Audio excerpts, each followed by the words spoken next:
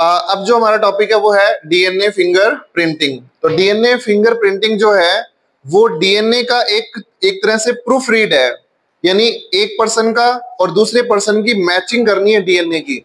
तो वो मैचिंग किस तरीके से करते हैं, इसका यूज कहाँ होता है, ये पूरा टॉपिक अपन डिस्कस करने वाले हैं डीएनए फिंगर प्रिंटिंग में। तो स्टार्ट करते हैं। देखो, सबसे पहले it is the technique to identify the similarities and difference of the DNA fragment of two individual. कोई भी दो इंडिविजुअल है, कोई भी दो पर्सन है, उन दोनों का जो डीएनए है उस डीएनए में क्या सिमिलरिटी है और क्या डिफरेंस है उसको डिस्कस करेंगे। और सेकंड क्या है कि इसको सबसे पहले दुनिया में सबसे पहले जो बताने वाले थे, डेवलप करने वाले थे, वो कौन है? Alec Jeffrey. क्या नाम है? Alec Jeffrey. नेम जरूर याद रखें, एलेक जेफरी। 1985। क्या नाम है? नेम बताओ, नेम। Alec Jeffrey. और कब किया? 1985। क्लियर है सबको? याद हो जाएगा इतना? मतलब आपसे पूछे कि डीएनए फिंगर प्रिंटिंग क्या है, तो आपका आंसर क्या होगा? सिमिलरिटी और डिफरेंस। किसके अंदर? टू इंडिविजुअल्स के डीएनए के अंदर। ठीक है। और सेकंड ये रहेगा कि इसको पहली बार डेवलप किसने किया? एलेक जेफरी ने। DNA carry some non coding repetitive sequence.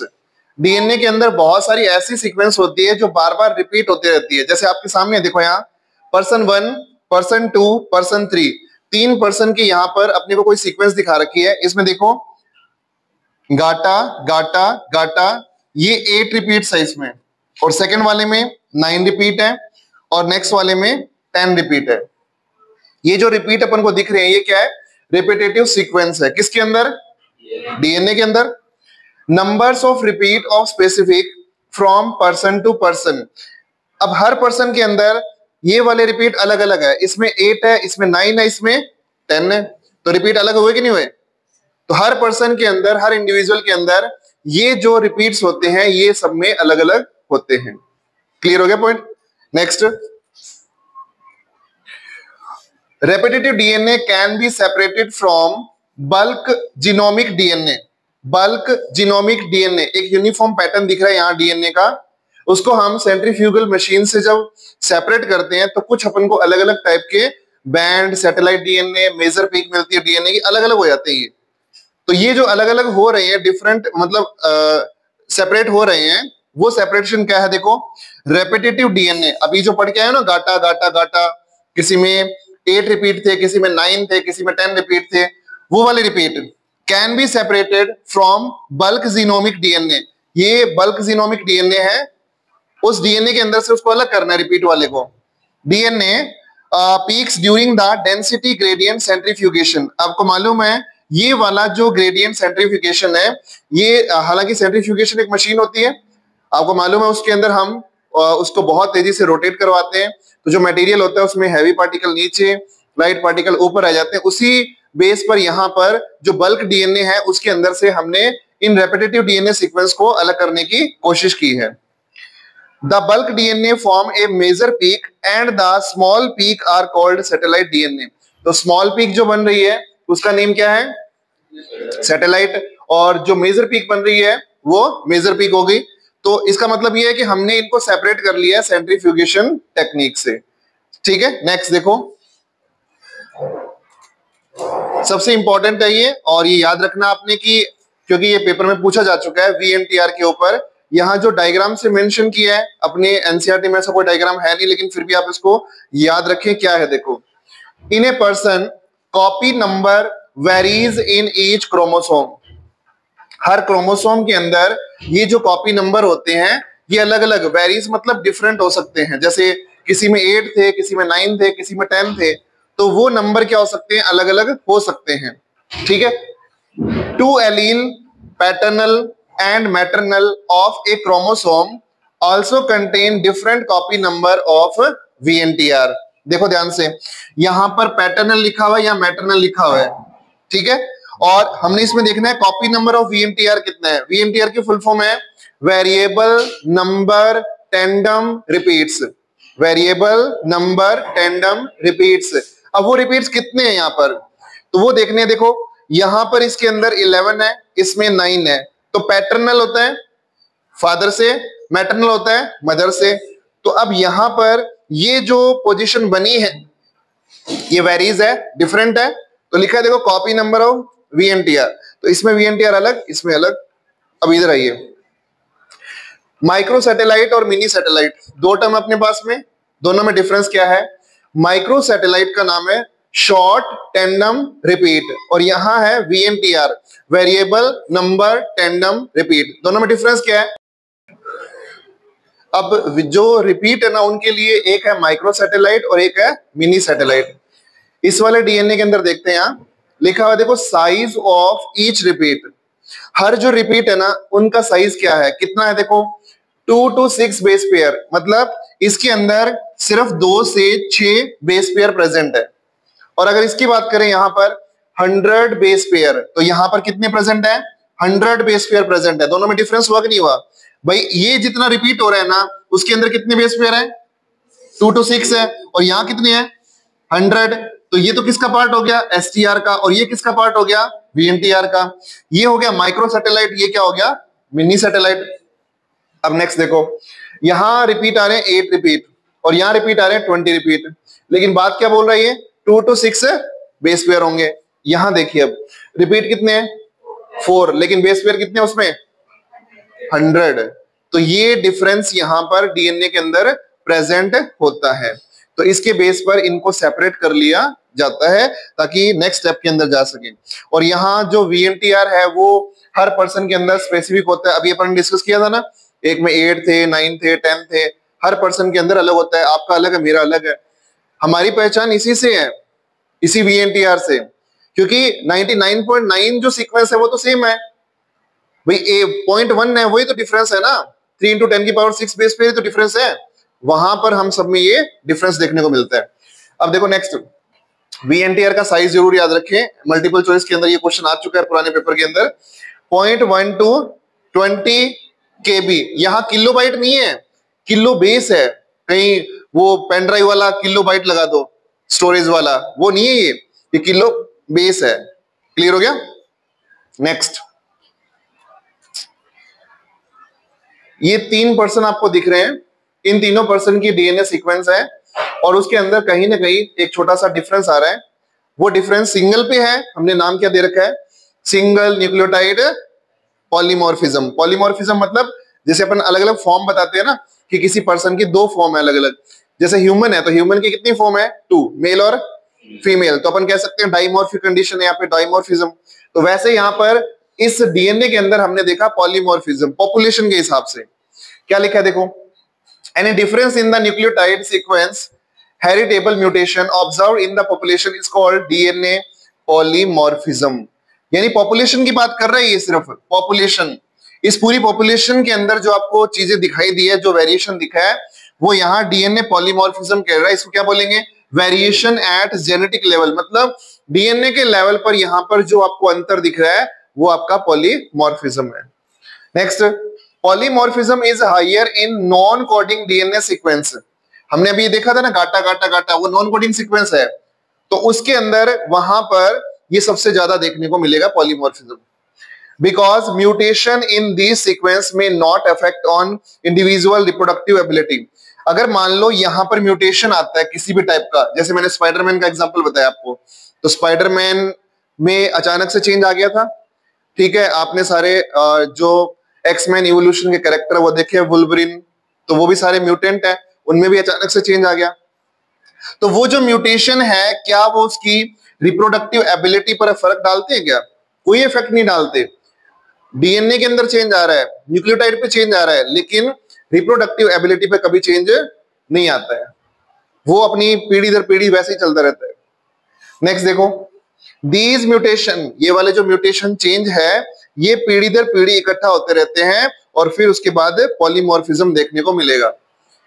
भाई सिंपल है, इस जनरेशन के अंदर जो कैरेक्टर है वो नए कैरेक्टर इकट्ठा हुए, अगली जनरेशन के अंदर ट्रांसफर हुए, फिर ट्रांसफर हुए, तो वो इकट्ठा होते रहते हैं।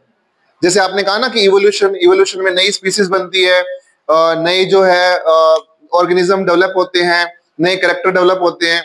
जैसे आपने सबसे बढ़िया एग्जांपल ले रखा है जिराफ की गर्दन का, तो वो इवोल्यूशन का ही तो पार्ट है ना। तो यहां पर डीएनए के अंदर जो चेंजेस आते हैं वो अगली पीढ़ियों में दिखाई देंगे। क्या लिखा? Polymorphism have great role in evolution and speciation. Evolution जो चेंजेस आए हैं लास्ट ईयर से लेकर, पुराने एंसेस्टर से लेकर आज तक जो चेंज आए हैं, हमें भी तो कहा जाता है ना कि हम जो ह्यूमन नहीं थे पहले, हम किसी मंकी टाइप के, एप टाइप के, गोरिल्ला टाइप के थे, आज हमें ये चेंज आए हैं। तो वो इवोल्यूशन, स्पीशिएशन, नए बदलाव, नए चेंज, नई जातियां बनना, नई स्पीसीज बनना, तो ये सब पॉलीमॉर्फिज्म का रिजल्ट है। ये तो होगा बेसिक जानकारी डीएनए के बेस पर। अब वह शुरू करते हैं प्रोसेस। प्रोसेस का नेम है साउदर्न ब्लॉटिंग टेक्निक। याद रखेंगे, हमारे जो सिलेबस में है वो कौन सी है? Southern blotting technique. अब सारे साथ साथ बोल बोल के याद करते रहना भाई, अब चैप्टर फिनिश हो जाएगा और आप साथ याद करें। टेक्निक बहुत सारी है, अलग अलग मेथड के लिए यूज होती है। नॉर्दर्न है, वेस्टर्न है, और नॉर्दर्न है, वेस्टर्न, और कौन सा बच गया? साउदर्न। साउदर्न तो ही आपके सामने। तो साउदर्न ब्लॉटिंग टेक्निक, इस ब्लॉटिंग टेक्निक के अंदर क्या है? हम डीएनए फिंगरप्रिंटिंग पढ़ रहे हैं और इस टेक्निक का यूज करते हुए हम कुछ बैंड बनाते हैं। वो बैंड सिमिलर है या नहीं है उसको हम स्टडी करेंगे। ठीक है, तो समझे ध्यान से। सबसे पहले आपके पास में कुछ सैंपल मिले हैं किसी भी क्राइम सीन के ऊपर। मान लीजिए कहीं कोई मर्डर हुआ है, वहां बॉडी पड़ी है और उसके पास में कोई छोटे मोटे सैंपल मिले आपको। उन सैंपल को आपने कलेक्ट कर लिया, जैसे blood, hair, semen, saliva, bone, ये आपने सैंपल इकट्ठा कर लिए। ठीक है, अब आपको शक है कि इसके पास में ये लोग आते थे तो शायद ये इनका हो सकता है। तो सबसे पहले तो हमने सैंपल को कलेक्ट किया, इसकी कॉपीज तैयार करेंगे।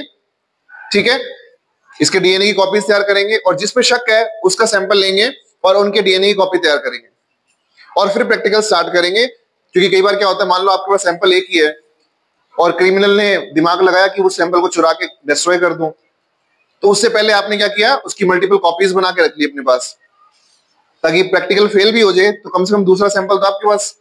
तो कॉपी बनाना पहले जरूरी है, तो कॉपी बना के हमने उसको रख लिया डीएनए को। पहला स्टेप, आइसोलेशन ऑफ डीएनए। आपके पास में जो सैंपल मिले हैं उन सैंपल में से हम पहले क्या करेंगे? डीएनए को सेपरेट कर लेंगे। जैसे मान लो आपके पास में ब्लड मिला है, तो ब्लड सेल से हमने डीएनए को सेपरेट कर लिया। फ्रॉम एनी सेल और blood, stain, semen, saliva, hair, root, bone, skin. मतलब आपके पास बॉडी से कोई भी छोटे मोटे पार्ट जो है वो मिल गए और उनसे हमने सैंपल से डीएनए को आइसोलेट करना है। तो पहला स्टेप कौन सा हो गया? Isolation of DNA. हम क्या पढ़ रहे हैं? हम क्या पढ़ रहे हैं? Southern blotting technique. और पहला पॉइंट क्या है? Isolation of DNA. साथ साथ याद कीजिए भाई। नेक्स्ट देखो, डाइजेशन ऑफ डीएनए। अगला पॉइंट कौन सा है? Digestion of DNA. डाइजेशन में क्या है? ये डीएनए है, इस डीएनए को कट किया है। कट करना डाइजेशन है। डाइजेशन मतलब ये नहीं है डाइजेस्ट करके पेट में डाल लिया, ये डाइजेशन नहीं है। यहाँ पर अपन ने इसको कट किया है। कट करने के लिए हमारे पास कुछ एंजाइम होते हैं। आपको एक एंजाइम का नेम याद करवाया था। क्या नाम याद कराया था? रेस्ट्रिक्शन एंडोन्यूक्लियेज। मैंने बोला था मॉलिक्यूलर सीजर, याद कीजिए, अभी आया था ह्यूमन जीनोम प्रोजेक्ट में, molecular scissor by restriction endonuclease enzyme. इससे हमने इसको कट कर लिया। क्लियर है पॉइंट? तो हम क्या पढ़ रहे हैं? पहला स्टेप क्या था? Isolation of DNA. सेकंड क्या है? क्लियर है सबको? Next, separation of DNA fragment. अब डीएनए फ्रैगमेंट मतलब जो टुकड़े किए हैं आपने डीएनए के, उनको हमने सेपरेट करना है, अलग करना है। तो उसको अलग करने के लिए क्या करना है? आपके पास एक टेक्निक है जिसका नाम है जेल इलेक्ट्रोफोरेसिस। ये हम डिटेल में पढ़ेंगे बायोटेक में, यहां भी डिस्कस कर लेते हैं। इसमें क्या होता है कि जेल सैंपल होता है, अगर जेल, जो 11th क्लास में पढ़ा था आपने, एगरोस जेल, उसका सैंपल यहां पर अपन पूरा इसके अंदर पोर कर देते हैं और जेल है, थोड़ी देर में ठंडा होने के बाद ये जेल जैसा दिखना शुरू हो जाएगा।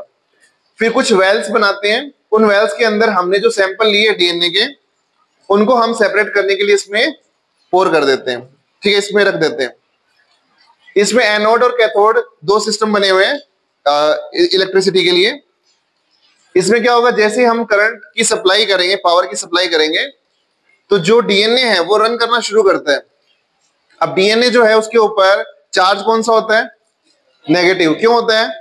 PO4 नेगेटिव होता है उसमें, ठीक है। तो वो नेगेटिव से किस साइड जाना शुरू करेगा? पॉजिटिव की तरफ। तो यहां से वो रन करना शुरू करता है और आप देख रहे हो ये रन करते करते कहां पहुंच रहे हैं? पॉजिटिव की तरफ। जो बिल्कुल बारीक होंगे, दिल बिल्कुल थिन होंगे, वो तो सबसे आगे होंगे, सबसे शॉर्ट वाले, और जो थिक होंगे, बड़े होंगे, वो कहां रह जाएंगे? सबसे पीछे की तरफ। तो हम इनको सेलेक्ट कर लेते हैं और आगे का जो प्रैक्टिकल होता है उसमें यूज कर लेते हैं। तो ये टेक्निक कौन सी है? Separation of DNA fragment by gel electrophoresis. Method का नाम क्या है? Gel electrophoresis.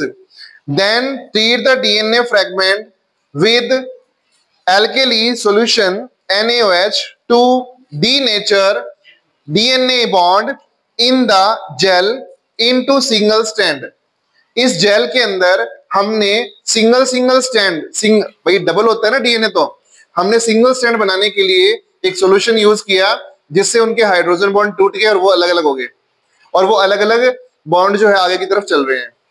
तो हमने कौन सा सॉल्यूशन यूज किया? बोलो, कौन सा यूज किया? फिर क्या हुआ? सेपरेट हो गए और सिंगल स्टैंड में कन्वर्ट हो गए और वो कंटिन्यू रन करना स्टार्ट हो गए। क्लियर है पॉइंट? हम क्या पढ़ रहे हैं? पहला पॉइंट कौन सा था? सेकंड डाइजेशन और थर्ड सेपरेशन। अब फोर्थ पॉइंट पे आइए। थोड़ा आसान ही है, देखो, ज्यादा मुश्किल नहीं है इसको। देखो, transferring of DNA fragment to synthetic membrane such as nitrocellulose और नाइलॉन। अब जेल इलेक्ट्रोफोरेसिस है ना, ये वाला, ये स्टैंड जो बना हुआ था अपना अपरेटस, इसमें देखो ध्यान से, ये जो जेल थी और डीएनए फ्रैगमेंट चल रहे थे, उसके ऊपर हम पेपर ले आते हैं। कौन सा पेपर? नाइट्रोसेलुलोज या नाइलॉन का पेपर ले आते हैं। वो लाके इसके ऊपर रखते हैं, ठीक है। किसके ऊपर? जेल इलेक्ट्रोफोरेसिस की जो प्लेट थी ना, उस प्लेट पे लाके रख दिया। अब ये जो बैंड थे ना जो हमें मिले थे यहाँ, ये वाले बैंड जो है वो इसके ऊपर मिल जाएंगे, प्लेट के ऊपर अपन को, सॉरी, ये जो मेम्ब्रेन है ना इसके ऊपर मिल जाएंगे। ये हमने ट्रांसफर किया किस पर? जेल इलेक्ट्रोफोरेसिस प्लेट के ऊपर। और यहाँ जो मिले हुए बैंड थे वो हमने ट्रांसफर कर लिए किसके ऊपर? इस मेम्ब्रेन के ऊपर। कौन सी मेम्ब्रेन पे? नाइट्रोसेलुलोज या नाइलॉन की बनी हुई मेम्ब्रेन पर। क्लियर हो गया पॉइंट? हम क्या पढ़ रहे हैं? पहला पॉइंट, सेकंड पॉइंट, थर्ड और फोर्थ ट्रांसफर। किस पे ट्रांसफर कर रहे हैं? नाइट्रोसेलुलोज मेम्ब्रेन या फिर नाइलॉन, और ये सिंथेटिक है, आर्टिफिशियल बनाया हुआ है। नेक्स्ट देखो, अब क्या होगा? Hybridisation using radioactive labelled VNTR probe. भाई आपने जो ट्रांसफर किए थे वो सारे सिंगल स्टैंड थे, ठीक है। हमने क्या किया, हमारे पास कुछ प्रोब लैब में रेडी थे, सिंगल स्टैंड, मतलब वो भी डीएनए के टुकड़े ही होते हैं, उनको हमने ट्रांसफर कर दिया उस प्लेट के ऊपर। जैसे ही ट्रांसफर किया तो पहले जो प्लेट थी उसमें मान लो सिंगल स्टैंड ATCG है, उसका उल्टा प्रोब आके उससे जुड़ जाएगा, तो क्या बन गया? हाइब्रिड। क्या बन गया? हाइब्रिड। अब ध्यान से देखना, place the nitrocellulose filter paper in A solution of radioactive label single standard DNA that is probe. यानी प्रोब वाले डीएनए थे ना, उनके साथ में हमने उसको रख दिया। DNA probe bind with the complementary, और पहले से प्रेजेंट जो डीएनए था, देखो मान लो पहले वाले में ये था A, T, C और G, तो प्रोब वाले में क्या होगा? T, A, G, C, ये आपस में जुड़ गए, तो क्या बन गया? अब ये हाइब्रिड बन गया। समझ आ गया ना? कॉम्प्लीमेंट्री उल्टा उसका जुड़ गया। DNA probe bind with the complementary sequence of the DNA fragment on the membrane to form a hybridized DNA। तो ये पॉइंट क्लियर हो गया आपको कि पहले जो सिंगल स्टैंड था वहां हमने प्रोब को ऐड कर दिया, और प्रोब को ऐड करने से क्या बन गया? हाइब्रिड। देन नेक्स्ट देखो, 6 पॉइंट है लास्ट इसका, detection of hybridised DNA by autoradiography. एक मान लो मशीन है, उस मशीन में उसको हमने आईटी से जोड़ रखा है, इंफॉर्मेशन यानी लैपटॉप से, और उस मशीन के अंदर हमने जो प्लेट रेडी की है हाइब्रिडाइज वाली, उस प्लेट को उसमें रीड के लिए भेज दिया।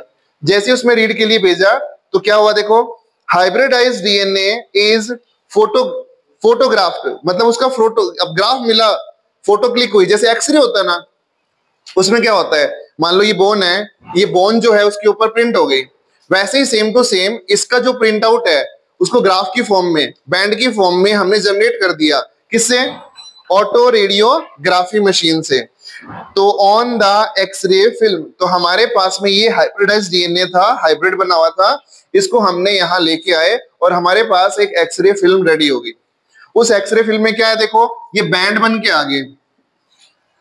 तो हमारा प्रैक्टिकल यहां तक कंप्लीट हो गया कि डीएनए के बैंड जो थे वो हमने उस फिल्म के ऊपर रेडी कर लिए। इतना पॉइंट क्लियर हुआ? सबसे पहला पॉइंट क्या था? सेकंड क्या था? थर्ड सेपरेशन, फोर्थ ट्रांसफर, किस पर? नाइट्रोसेल्यूलोज और नायलॉन मेम्ब्रेन। उसके बाद हाइब्रिड बना दिया हमने, प्रोब को सेट कर दिया, और लास्ट पॉइंट में क्या किया? डिटेक्शन। किस मशीन से? ऑटो रेडियोग्राफी से। वहां जो ग्राफ मिला उसका नाम हो गया फोटोग्राफ या ऑटो रेडियोग्राफ। और एक पॉइंट और है इसके अंदर देखो, the auto radiogram give an image in the form of light dark band. तो यहां पर जो बैंड मिले हैं वो लाइट और डार्क बैंड मिल जाते हैं, उनको हम क्या बोलते हैं? DNA fingerprint. ये हमने क्राइम सीन पर मिले सैंपल का भी किया, जिस पर हमें शक था उसके भी लिया और सेम प्रोसेस किया। अब इन दोनों को हम क्या करेंगे? रीड करेंगे। अगर दोनों मैच हो गए इसका मतलब वही क्रिमिनल है। देखो आपके सामने वापस एक बार, DNA fingerprinting differ in the everyone except the monozygotic identical. ये अपन डिस्कस कर चुके हैं। जो एक ही जाइगोट से बनने वाले दो बच्चे होते हैं, आइडेंटिकल ट्विंस, उनका डीएनए सेम होता है, बाकी सबका डीएनए डिफरेंट होता है। The sensitivity of the technique can be increased because by use the polymerase chain reaction. Polymerase chain reaction जो है वो एक ऐसी प्रोसेस है जिसमें हम डीएनए की मल्टीपल कॉपियां तैयार करते हैं। आपके पास में एक डीएनए है, उस डीएनए की आप यहाँ पर हजारों कॉपियां तैयार कर सकते हो, और ये प्रैक्टिकल में होता भी है। अगर अपन नहीं करेंगे ना तो हो सकता है प्रैक्टिकल पहली बार में फेल हो जाए, और फेल हो गया तो दोबारा सैंपल कहां से लाएंगे? इसलिए हम इसकी कॉपीज बना के रेडी रखते हैं। Therefore, DNA from a single cell is enough for the DNA fingerprinting. इसलिए हम सिंगल सेल को लेकर के और उसके बाद उसकी मल्टीपल कॉपियां रेडी करते हैं। नेक्स्ट देखो, ये पूरा प्रोसेस है। आइसोलेशन किया था सबसे पहले, फिर डाइजेशन किया था, फिर सेपरेशन, फिर ट्रांसफर किस पे किया था? नाइट्रोसेल्यूलोज या नायलॉन मेम्ब्रेन पर, फिर हाइब्रिडाइजेशन, और फिर उसके बाद detection, hybridisation autoradiogram technique से। अब ऑटो रेडियोग्राम टेक्निक से हमने उसका एक एक्सरे रेडी कर लिया। लास्ट सबसे इंपॉर्टेंट आरबीएससी में पूछा गया क्वेश्चन है, यूज क्या होता है इसका? यूज देखो, फॉरेंसिक टूल फॉर पैटर्निटी, माता पिता के केस में कि ये मेरा बेटा है या नहीं है, रेप के केसेस में, मर्डर के केसेस में, for the diagnosis of genetic disease को फाइंड आउट करना है, उसमें भी अपन इसको यूज कर सकते हैं। डिटरमाइन द फाइलोजेनेटिक स्टेटस, पिछली पीढ़ियों के साथ में क्या रिलेशन है वो पता लगाने के लिए। To determine the population and genetic diversity, क्या चेंज है, क्या बदलाव है, उसको भी पता लगाने के लिए हम इसका यूज कर सकते हैं। तो यूज ये चार अपन ने अलग पॉइंट बना दिए हैं, तो इनको अलग से याद करना। और रिजल्ट देखो एक बार रिजल्ट देख लीजिए। मान लीजिए मदर और ये चाइल्ड और उसके 3 फादर सस्पेक्ट, मतलब एक फादर है लेकिन हमें डाउट था कि इन तीनों में से कौन हो सकता है इसका फादर। तो हमने इनके सैंपल लिए और सैंपल लेकर ये ग्राफ रेडी किया। इस ग्राफ के अंदर देखो ये यहां मैच कर रहा है, देखो इसका मतलब इन दोनों पे शक हो सकता है, ये तो है ही नहीं बिल्कुल। इन दोनों पे हुआ तो फिर उसके बाद यहां देखा तो इन दो को हमने मैच किया, सेम आ रहा है, यहां मैच नहीं आ रहा तो इसका मतलब ये भी नहीं है। फिर मदर के सैंपल यहां देखो ये मैच हो रहे हैं, तो यानी ये जो मैचिंग हो रही है 3 से 4 पॉइंट के ऊपर सिमिलर हो रही है अपने पेरेंट के साथ में, वो इसके फादर है, वो इसके मदर है। तो ये था डीएनए फिंगर प्रिंटिंग। ठीक है, डन।